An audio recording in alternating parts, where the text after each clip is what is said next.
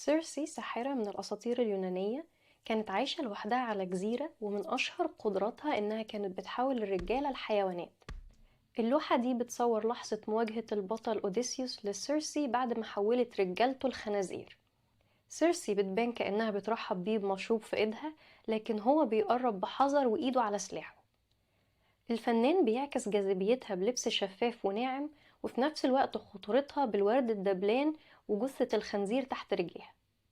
في تفسيرات كتير سيرسي بتكون ست شريرة بتستمتع بأذية الرجالة وتحويلهم لحيوانات، وفي تفسيرات تانية إنها كانت بتحاول تحمي نفسها من رجالة كانوا بيتصرفوا زي الحيوانات، وإنها بسحرها مش بترمي عليهم لعنة لكن بترجعهم لشكلهم الحقيقي. وإنتي إيه رأيك في شخصية سيرسي؟ تفتكري كانت ساحرة شريرة ولا ست قوية بتدافع عن نفسها؟